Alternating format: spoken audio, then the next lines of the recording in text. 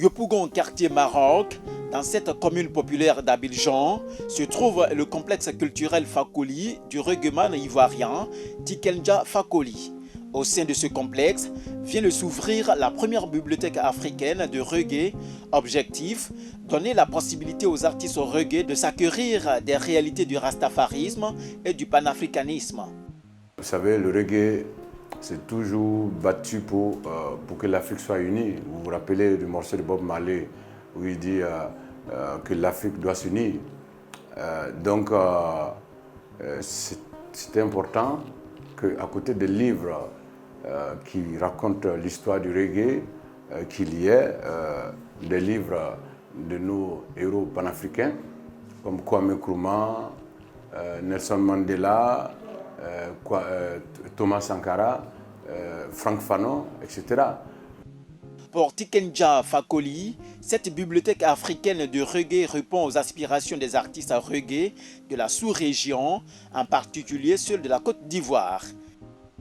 Je pense que le reggae a été créé par des Africains qui ont été déportés, donc qui sont descendants d'esclaves. Et c'est important que les Africains apprennent un peu, sachent un peu comment est-ce que cette musique-là a été créée et comment est-ce que le rastafarisme a été créé et qui a été le premier rasta. Parce que nous avons un livre ici qui a été écrit par Hélène Lee et donc qui parle du premier rasta. Donc il y avait un petit village rasta à quelques kilomètres de Kingston et qui était dirigé par le premier rasta. Et donc je pense que c'est important que les jeunes, en tout cas, apprennent l'histoire de ce premier rasta.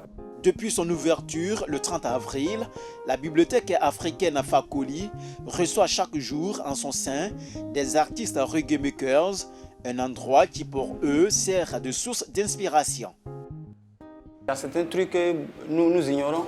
Cette bibliothèque nous permettra de connaître beaucoup de choses, c'est-à-dire que sur le rastafarisme, aussi nos défensiers, afin de faire sortir notre album parce qu'il faut s'informer avant. Il faut prendre la peine de lire des bouquins, de lire des livres pour savoir qu'est-ce que la philosophie Rasta, qu'est-ce qu'on nous enseigne vraiment en tant que Rasta, qu'est-ce qu'il faut pour un état de vie sain, pour un Rasta, tu vois, pour vraiment marcher dans le Rastafari. Et moi je pense que cette bibliothèque elle est la bienvenue et elle est bienvenue aussi pour les Africains.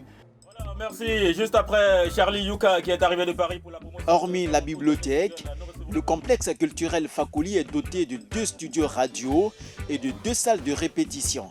Une initiative dont se félicitent les bénéficiaires.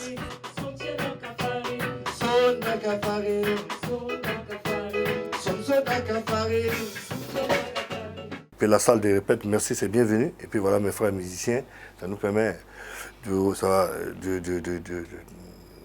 chanter, de répéter, d'apprendre. Voilà, c'est ça. C'est ce que moi je demande à nos devanciers. C'est dans cette salle de prise qu'on a fait les prises du prochain album, donc Le Monde est chaud. Là, on va aller dans le studio parce que la salle est attachée au studio. Et donc voilà un peu où le studio dans lequel on a enregistré le prochain album, la cabine de voix. Et je vous présente en même temps mes disques d'or. Ça, c'est l'album France-Afrique de 2002, qui a été vendu à 100 000 exemplaires en France. L'album Coup de gueule de 2004, qui a été vendu à 100 000 exemplaires en France. Et ici, vous avez African Revolution, qui est sorti en 2010 et qui a été aussi disque d'or.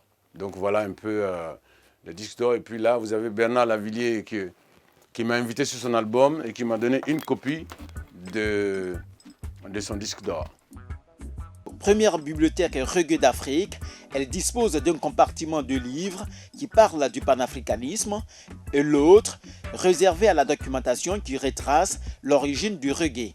200 francs CFA, c'est la somme à débourser par chaque visiteur pour avoir accès à la bibliothèque.